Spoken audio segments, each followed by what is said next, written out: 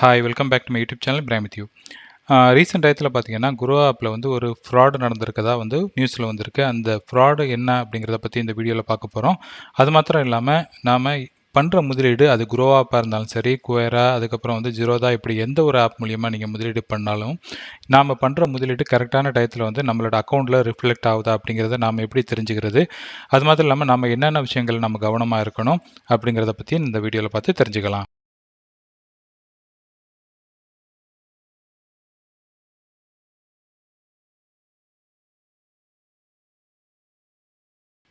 ரீசெண்டாக வந்த ஒரு நியூஸில் என்னென்னு பார்த்தீங்கன்னா வந்து குரோ ஆப்பில் வந்து சோசியல் மீடியாவில் வந்து ரொம்ப பெரிய ஒரு கம்ப்ளைண்ட் வச்சுருந்தாங்க. என்னென்னு பார்த்தீங்கன்னா, ஒரு நபர் வந்து ஹரீந்திர பிரதாப் சிங் அப்படிங்கிறவர் ஒரு கம்ப்ளைண்ட் பண்ணியிருந்தார். தன்னோட சிஸ்டர் வந்து குரோ ஆப் வழியாக வந்து பராக் பாரிக்கோட ஃப்ளெக்ஸி கேப் ஃபண்டில் வந்து 2020 முதலீடு பண்ணதாக சொல்லியிருந்தாப்புல. பணமும் டெபிட் ஆகி தனக்கு வந்து ஃபோலியோ நம்பர் கிரியேட் ஆகிருக்கு. அது மாத்திரம் இல்லாமல் தங்களுக்கு அந்த குரோ ஆப்பில் வந்து அந்த ஃபண்டோட வளர்ச்சி என்ன அப்படிங்கிற எல்லா விஷயங்களையும் பற்றி காமிச்சிட்டு இருக்கதா சொல்லியிருக்காங்க. அப்படி இருக்கிறப்ப ரீசெண்ட் டயத்தில் போய் இப்போ வந்து அவங்களுக்கு பணம் தேவைப்படும் பட்சத்தில் போய் அவங்க வித்ட்ரா பண்ணுறதுக்கு போயிருக்காங்க.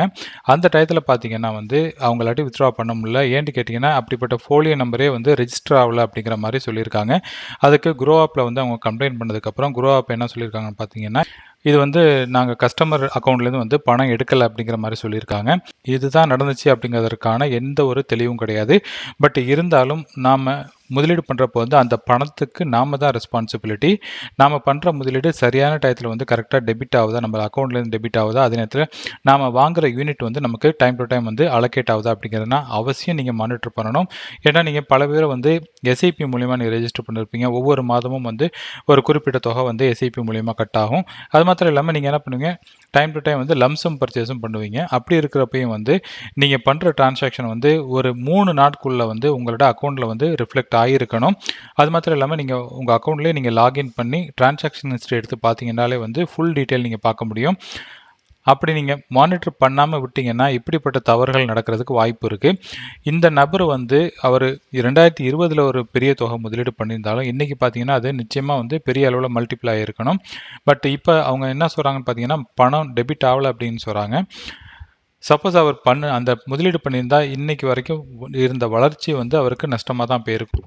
ஸோ நாம் பண்ணுற முதலீட்டுக்கு வந்து நாம் தான் பொறுப்பாளி. இருந்தாலும் நாம் வந்து கரெக்டாக அது அக்கௌண்ட்டில் டெபிட் ஆகிருக்கா, அதுக்கப்புறம் வந்து நமக்கு அந்த யூனிட் வந்து கரெக்டாக அலோகேட் ஆகிருக்கா, இதெல்லாம் வந்து ஒவ்வொரு மாதமும் நீங்கள் செக் பண்ணுறதுக்கு மறந்துடாதீங்க. அது எப்படி செக் பண்ணுறது அப்படிங்கிறத ஒரு சின்ன ஒரு எக்ஸாம்பிளாக செஞ்சு காட்டுறேன்.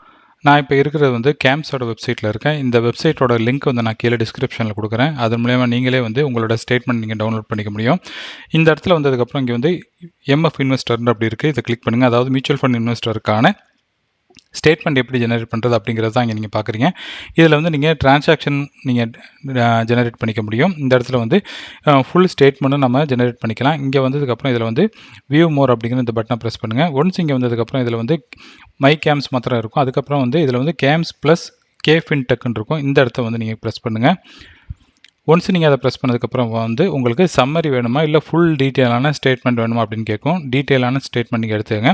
எடுத்ததுக்கப்புறம் எந்த பீரியட்லேருந்து எந்த பீரியட் வரைக்கும் வேணும் அப்படிங்கிறது கேட்கும். நீங்கள் வந்து அப்படி இருந்துச்சுன்னா நீங்கள் என்ன பண்ணலாம், இந்த இடத்துல வந்து ஸ்பெசிஃபிக் பீரியட் நீங்கள் போட்டிங்கன்னா வந்து நீங்கள் எந்த வருடம் வேண்டாலும் நீங்கள் செலக்ட் பண்ணி உங்களோட முதலீட்டை நீங்கள் பார்த்துக்க முடியும். உதாரணமாக வந்து 2020 நீங்கள் பண்ணியிருந்தால் 2020 ஜனவரி 2ஆம் தேதி அப்படின்னு நீங்கள் செலக்ட் பண்ணிவிட்டு அதுக்கப்புறம் வந்து இன்றைக்கி டேட்டு நீங்கள் போட்டிருந்தீங்கன்னா அந்த டேட்லேருந்து இந்த டேட் வரைக்கும் எவ்வளோ வேணும்னாலும் உங்களுக்கு அந்த ஸ்டேட்மெண்ட் வந்துடும். அப்படி இல்லை இந்த வருஷத்துக்கு மாத்திரம் வேணும்டா இந்த வருஷம் இந்த பட்டனையும், அல்லது ப்ரீவியஸ் லாஸ்ட் இயரோட டேட்டா வேணும்டா இந்த இடத்துல நீங்கள் கிளிக் பண்ணலாம். ஃபுல் டீட்டெயில் நீங்கள் பார்த்து தெரிஞ்சுக்கிறது நல்லது. ஸோ உங்களோட வசதிக்கு தகுந்த மாதிரி நீங்கள் பண்ணிக்கோங்க. நான் வந்து இப்போ உதாரணமாக 2020 நான் முதலீடு பண்ணாதான் நான் வந்து ஜஸ்ட் உங்களுக்கு ஒரு எக்ஸாம்பிளுக்கு நான் போட்டு காட்டுறேன். இப்போ வந்து உங்களோட இமெயில் அட்ரஸ் நீங்கள் என்ட்ரு பண்ணுங்கள்.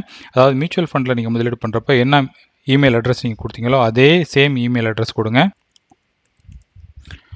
உங்களோட இமெயில் அட்ரஸ் போட்டதுக்கப்புறம் இந்த இடத்துல வந்து உங்களுக்கு தேவை இருந்துச்சுன்னா பேன் கார்டு போடலாம். இல்லாட்டி வந்து இந்த இமெயில் அட்ரஸை வச்சே உங்களுக்கு வந்து ஸ்டேட்மெண்ட் வந்துடும். பட் பெட்டர் வந்து என்ன பண்ணுறதுன்னு பார்த்தீங்கன்னா, உங்களோட பேன் கார்டை நீங்கள் போட்டுக்கிறது. போட்டு ஏதாச்சும் ஒரு அதுக்கப்புறம் நீங்கள் ஏதாச்சும் பாஸ்வேர்டு, ஏதோ உங்களுக்கு தெரிஞ்ச ஒரு பாஸ்வேர்டு, அது ஈஸியாக உங்களுக்கு என்ன நினைவில் இருக்கோ இந்த பாஸ்வேர்டை வச்சு தான் ஸ்டேட்மெண்ட் வரும். அந்த ஸ்டேட்மெண்ட் நீங்கள் ஓப்பன் பண்ணுறதுக்கு இந்த பாஸ்வேர்டு வேணும். நான் இப்போ 2 பாஸ்வேர்டு இங்கே என்ட்ரு பண்ணிட்டேன். பாஸ்வேர்டை என்டர் பண்ணியாச்சு. இந்த இடத்துல வந்து பேன் கார்டை போட்டாச்சு. அதுக்கப்புறம் வந்து இமெயில் அட்ரஸை நான் ஆட் பண்ணிட்டேன். இப்போ வந்து சப்மிட்டுங்கிற இந்த பட்டனை ப்ரெஸ் பண்ணுங்கள். ஒன்ஸ் நீங்கள் சப்மிட் பண்ணதுக்கப்புறம் வந்து இப்போ வந்து உங்களோட ரிக்வஸ்ட் வந்து ரைஸ் ஆகிடுச்சு. அந்த ரிக்வஸ்ட்டுக்கான ரெஃபரன்ஸ் நம்பர் இங்கே வந்துருச்சு. ஒரு 10 மினிட்ஸ்க்குள்ளே உங்களோட அக்கௌண்ட்டுக்கு வந்து உங்களோட இமெயில் அட்ரஸ்க்கு வந்து இந்த ஸ்டேட்மெண்ட் வந்துடும். ஸ்டேட்மெண்ட் வந்ததுக்கப்புறம் வந்து அதை டவுன்லோட் பண்ணி எல்லா டிரான்சாக்ஷன் கரெக்டாக ஆயிருக்கா அப்படிங்கிறத நீங்கள் பாருங்கள். நீங்கள் உங்களுக்கு அந்த எந்த ஆப் மூலிமா நீங்கள் பண்ணுறீங்களோ அதே டீட்டெயில் வந்து இந்த ஸ்டேட்மெண்ட்லேயே உங்களுக்கு கம்ப்ளீட்டாக இருக்கா அப்படிங்கிறத கிராஸ் வெரிஃபிகேஷன் பண்ணுங்க. அப்படி ஏதாச்சும் உங்களுக்கு டிஸ்கிரிபன்சி இருந்துச்சுன்னா வந்து நீங்கள் குரோவுக்கோ அல்லது அந்த ஆப் எந்த ஆப் மூலியமாக நீங்கள் பண்ணுறீங்களோ அவங்களுக்கு வந்து நீங்கள் மெயில் அனுப்புனீங்கன்னா வந்து அவங்க உங்களுக்கு ரெஸ்பான்ஸ் பண்ணுவாங்க. சப்போஸ் ஏதாச்சும் இஷ்யூ இருக்கும் பட்சத்தில் அதை நீங்கள் ரெக்டிஃபை பண்ணிக்க முடியும். ஸோ இப்படி தான் வந்து உங்களோட நீங்கள் பண்ணுற முதலீட்டை வந்து கிராஸ் வெரிஃபிகேஷன் பண்ணுறதற்கு இந்த கேம்ப்ஸ் மூலிமா நீங்கள் பண்ணிக்கலாம். ஆல்மோஸ்ட் எல்லா மியூச்சுவல் ஃபண்டோட அந்த ஸ்டேட்மெண்ட்டும் நீங்கள் இது வழியாக நீங்கள் எடுத்துக்க முடியும். சப்போஸ் வேறு ஏதாச்சும் உங்களுக்கு ஒரு மெத்தட் வேண்டாம் வந்து நீங்கள் NSDL வழியாக நீங்கள் டவுன்லோட் பண்ணலாம். அது கொஞ்சம் லென்த்தி ப்ராசஸாக இருக்கும். அடுத்த வீடியோவில் வந்து அது சம்மந்தமாக நான் உங்களுக்கு ஒரு டீட்டெயிலாக நான் போட்டு காட்டுறேன். இந்த வீடியோ பிடிச்சிருந்துச்சுன்னா லைக் பண்ணுங்கள், உங்கள் ஃபேமிலி ஃப்ரெண்ட்ஸோட ஷேர் பண்ணுங்கள். இது வரைக்கும் என் சேனல் நீங்கள் சப்ஸ்கிரைப் பண்ணாமல் இருந்தீங்கன்னா என் சேனல் நீங்கள் சப்ஸ்கிரைப் பண்ணிக்கோங்க.